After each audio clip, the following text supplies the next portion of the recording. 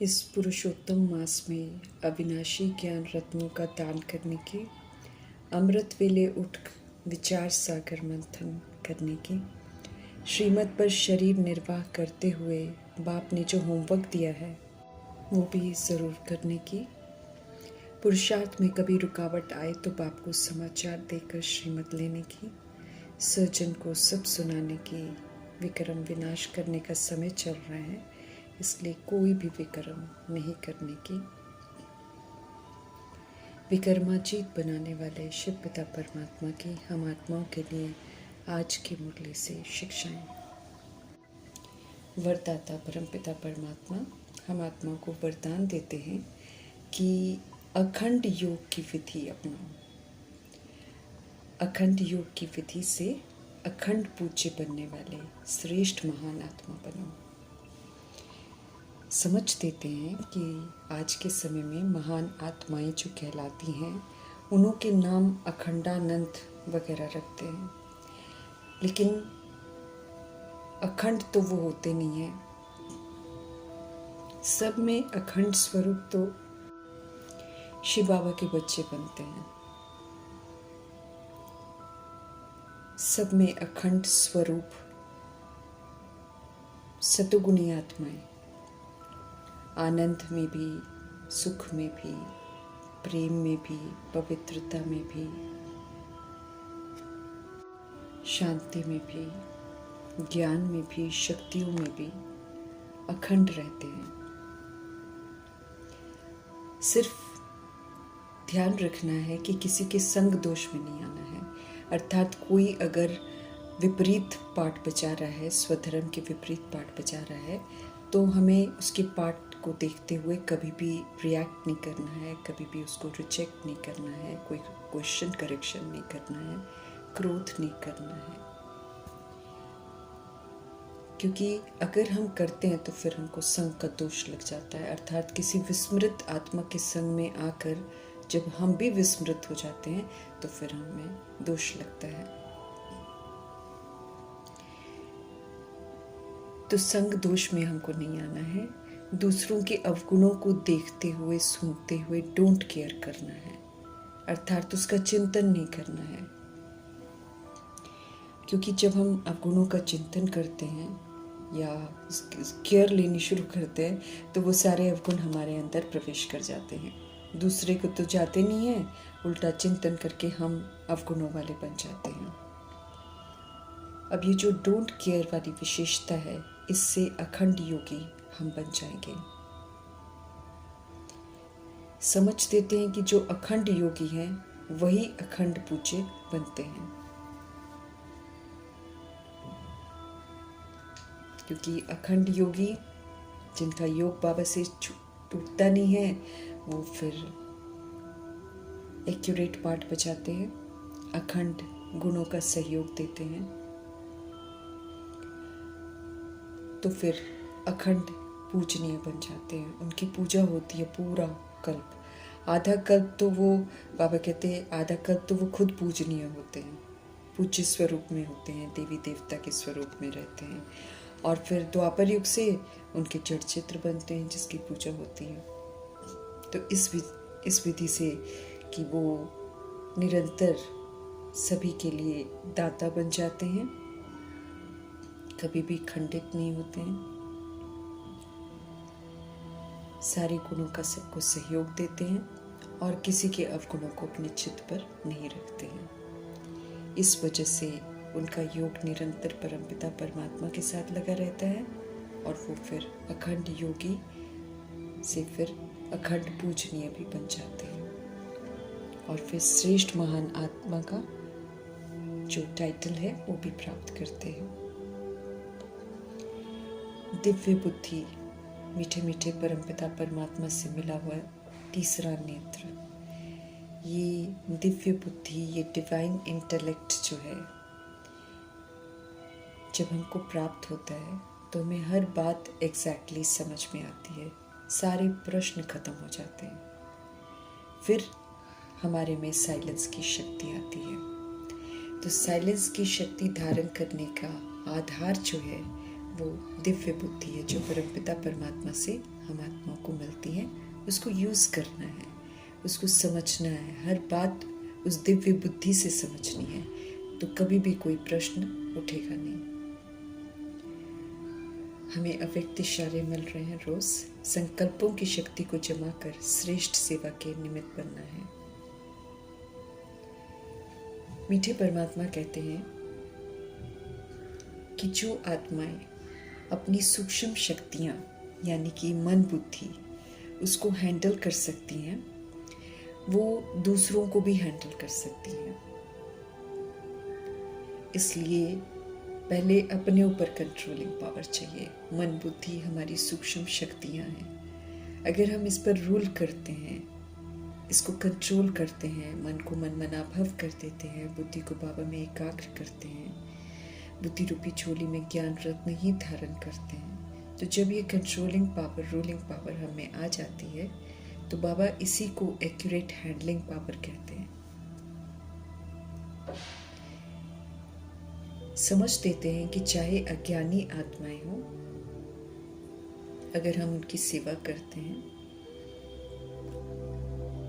अर्थात उनको हैंडल करते हैं, चाहे ब्राह्मण परिवार में स्नेह संपन्न, संतुष्टता संपन्न व्यवहार करते हैं, दोनों में हम आत्माएं सफल हो जाएंगी, बशर्ते हमारे मन बुद्धि सूक्ष्म शक्तियां जो हैं वो हमारे कंट्रोल में हो, हमारे पास उनको चलाने की हैंडलिंग पावर हो, तो हम बहुत सहज दोनों ही तरह के व्यवहार में सफल हो सकते हैं। फिर चाहे वो अज्ञानी आत्माओं की सेवा हो या फिर ब्राह्मण परिवार के साथ स्नेह संपन्न, संतुष्टता संपन्न व्यवहार हो, तो दोनों में अगर हमको सफल होना है तो सूक्ष्म शक्तियों को हैंडल करना सीखना है। ये संगम युग है। मीठे मीठे परमपिता परमात्मा इसकी अहमियत समझाते हैं। ये वो युग है जो कल्प में एक बार थोड़े समय के लिए होता है, और इसमें हमको एक बार विक्रम विनाश करने का समय मिलता है। सज़ा मिलने से पहले हमको विक्रम विनाश करने का मौका मिलता है। तो ये विक्रम विनाश करने का युग है। इस युग में कोई भी विक्रम अब हमें नहीं करना है। बाबा कहते हैं ऑलरेडी जो हमने कर रखे हैं द्वापर युग कलयुग में, उनको विनाश करना है। अब और नया विक्रम हमको बिल्कुल नहीं करना है। हमें पावन जरूर बनना है। अति इंद्रिय सुख का अनुभव करने का मौका भी अभी मिलता है। बाबा स्पष्ट करते हैं कि जो सोल्स अविनाशी ज्ञान रत्नों को यूज करती हैं, परिस्थितियों में उसके साथ खेलती हैं, ज्ञान रत्नों से के साथ, वही ज्ञान रत्नों से भरपूर होती हैं। और जो भरपूर होती हैं उनको अतीन्द्रिय सुख का अनुभव तो जरूर होता है। मीठे परमात्मा कहते हैं जो जितना ईश्वरीय ज्ञान को जीवन में धारण करते हैं उतना ही वो धनवान बनते हैं। अभी का ज्ञान धन भविष्य की साहूकारी दिलाता है। अगर हम ज्ञान रत्न धारण नहीं करते हैं तो फिर तो हम गरीब ही रहेंगे। मीठे परमात्मा हमको पास्ट, प्रेजेंट, फ्यूचर का ज्ञान देकर त्रिकालदर्शी बनाते हैं। इसलिए हमें त्रिकालदर्शी बनकर तीनों कालों का सारा कुछ सोचकर फिर सोचना है, बोलना है, कर्म करना है। अपनी मनमानी नहीं करनी है। पास्ट सो प्रेजेंट चल रहा है। जो पास्ट हो गया था वही अभी वर्तमान में चल रहा है, और ये जो प्रेजेंट है वो फिर पास्ट हो जाएगा। तो अभी हम पुरुषोत्तम संगम युग पर हैं। पुरुषोत्तम बुद्धि में जरूर रखना है, क्योंकि हमें सब पुरुषों में, सब आत्माओं में उत्तम बनना है। प्रेजेंट को सफल करना है। प्रैक्टिकल में जो हो रहा है वही रिकॉर्ड होएगा, वही फिर रिपीट होगा। इसलिए हमको संशय में बिल्कुल नहीं आना है। संगम युग कलयुग का अंत भी है, और संगम युग 5000 वर्ष पहले पास्ट हो गया था, अब फिर प्रेजेंट है। तो बाबा हमको समझते रहे कि फ्यूचर वही बनेगा जो हम अभी वर्तमान में कर रहे हैं, और फिर ये खत्म नहीं होता, ये फिर से रिपीट होता है। तो बड़ा सोच समझ कर हमको पाठ बजाना है। राजयोग सिखला रहे हैं बाबा, तो राजयोगी बनकर, स्वराज्य अधिकारी बनकर उत्तम पाठ बजाना है, उत्तम रिकॉर्डिंग करनी है, ताकि परिणाम भी उत्तम हो और वापस दोबारा जब ये समय आए तो हमको अच्छा लगे। हम सब प्रैक्टिकल में सब कुछ सीख रहे हैं। सभी को ज़रूर समझाना है कि बाप को याद करो तो विक्रम विनाश होंगे। हम सभी आत्मोन्नति अभिमान में पाप कर्म कर रखे हैं, लेकिन एक बार हमको मौका मिलता है ताकि हम उसको विनाश करें और अपने जो भाग्य है उसको संवारें। जबकि विक्रम विनाश होने का ये समय चल रहा है, तो फिर बाबा कहते हैं कि और विक्रम कोई भी करेगा नहीं अगर उसको वाकई रियलाइज़ हो जाता है तो। लेकिन फिर भी बाबा देखते हैं कि माया विक्रम करा ही देती है और फिर एक थप्पड़ लग ही जाता है। लेकिन हमको बहुत सचेत रहना है और माया से हमें थप्पड़ नहीं खाना है और उसके वशीभूत होकर कोई भी कमी कमज़ोरी को यूज़ करके कोई भूल नहीं करनी है। पतित पावन बाप को हम सब बुलाते हैं। बाबा हमारे आए हुए हैं हम आत्माओं को पावन बनाने के लिए, तो हमको पावन ज़रूर बनना है। मीठे मीठे परमपिता परमात्मा का बनकर फिर हमको पतित नहीं बनना चाहिए। भारत पावन था और अभी उसको फिर से पावन बनाना है। वॉइसलेस वर्ल्ड जिसको हमने देह अभिमान में आकर विशेष बना दिया है, अब पुनः इसको वॉइसलेस बनाने में मदद करनी है। वो हम तब कर सकते हैं जब हम खुद वॉइसलेस बने। हमें संपूर्ण निर्विकारी बनना है। विकार में जाते हैं तो अपने लिए दुख खरीदते हैं, पतित बनते हैं। अब बाबा हमको पावन बनाने आए हैं, तो फिर हमको पावन बनने पर पूरा अटेंशन देना है। त्रिकालदर्शी बनकर हर कर्म करना है। मेहनत है, इसलिए इसको हल्का नहीं लेना है, घड़ी घड़ी भूलना नहीं है। नहीं तो फिर बाबा कहते अगर आप ऐसे ही भूलते जाएंगे तो फिर अति इंद्रिय सुख जो कल्प में एक बार मिलता है वो तो कभी भी अनुभव नहीं कर पाएंगे। अविनाशी ज्ञान धन से हमको बहुत बहुत साहूकार बनना है। जितना हम धारणा करेंगे उतना साहूकार बनेंगे। मीठे बाबा आए हैं नई दुनिया की स्थापना करने, पुरानी दुनिया का विनाश करने। पहले भी आए थे और अभी पुनः आए हुए हैं। नेचुरल कैलामिटीज़ बाबा कहते बहुत होनी है और सब कुछ ख़त्म होना है, लेकिन ख़त्म होने से पहले हम आत्माएं अपने आप को सजाओं से मुक्त कर लें। अच्छी रीति बुद्धि में मीठे मीठे परमपिता परमात्मा द्वारा बताई गई हर बात को बिठाना है और फिर उसी प्रमाण चलना है। कल पहले भी हमने वर्षा लिया था, पुनः हमको वर्षा लेना है। किसी भी तरीके का संशय नहीं करना है। अब फकीरी छोड़कर फिर से विश्व का मालिक बनना है। कल पहले जो कर्तव्य हमने किया था, है ना, वही फिर से हम श्रीमत द्वारा करते हैं। श्रीमत से हमको शक्ति मिलती है। जितना जितना हम श्रीमत पर चलेंगे उतना हम सशक्त बनते जाएंगे। इस वक्त हम सब शिव शक्तियाँ हैं, तो शिव शक्ति बनकर शिव पिता परमात्मा की श्रीमत पर चलना है।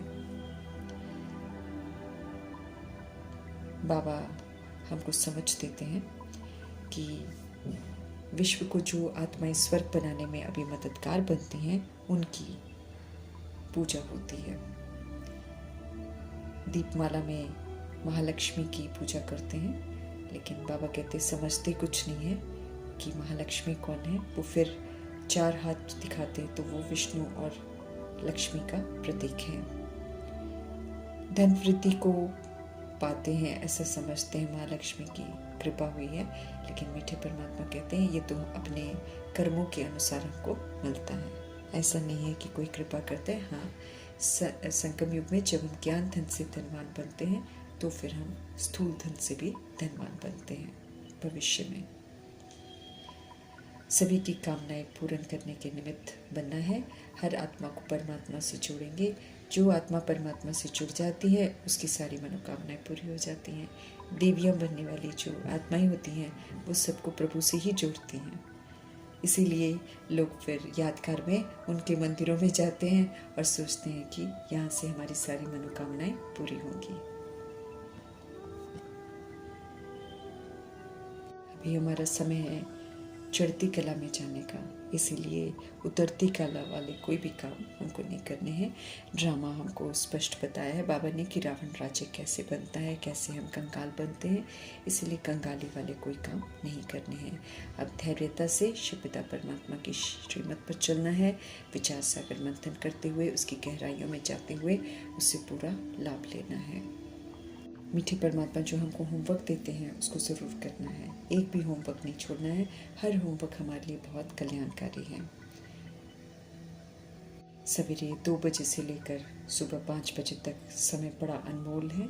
इसको ज़रूर सफल करना है। दिन भर में अगर समय नहीं भी मिलता है तो ये सुबह का समय सफल करेंगे तो इसके कारण फिर सारा दिन भी बहुत अच्छा बाबा की यादों में बीतेगा। हमें बहुत सशक्त रहना है क्योंकि वायुमंडल कमज़ोर बनता जा रहा है, तो हमको सब चीज़ों को एम्पावर करना है। इसलिए 2 बजे से लेकर 5 बजे तक प्रभु जी के साथ समय बिताकर हमें सशक्त ज़रूर बनना है। रावण देह अभिमान है, रावण विकार है, ये कभी मरता नहीं है क्योंकि हम आत्माओं के अंदर मौजूद है। लेकिन दुनिया समझती नहीं है, वो तो एफिजी बनाकर चलाती रहती है और सोचती है रावण मर गया, लेकिन रावण इस विधि से नहीं मरता है। बाबा कहते वो सब दंत कथाएं बना दी गई हैं। असल में रावण हम आत्माओं की बुद्धि के अंदर है, देह अभिमान हमारी बुद्धि के अंदर है। उसने हमको बिल्कुल निधन का बना दिया है। हम बाप को भूल गए और देह के अभिमान में रहते हुए हम बिल्कुल तमो प्रधान बन गए हैं। अब हमको तमो प्रधानता से मुक्त होना है, इसलिए श्रीमत पर चलना। बाकी सारी दुनिया की अवस्था जो है वो बिल्कुल जड़ीभूत है, बाहर से दिखावा है, अंदर से खोखलापन है। इसलिए हमें सतो प्रधान बनने का पूरा पुरुषार्थ करना है। शांति धाम और सुख धाम में जाने के लिए तमो प्रधानता से बिल्कुल मुक्त होना है। मीठे परमात्मा आकर हम आत्मा को अज्ञानता की नींद से जगाते हैं तो अब जगे रहना है, निद्रा जीत बनना है। घोर अंधेरे में हैं आत्माएं, वो आत्माएं जो शरीर छोड़ देती हैं वो तो कहीं अच्छा सब कुछ देख सकती हैं, लेकिन आत्माएं अंधविश्वास में उनके लिए दिए चलाती हैं।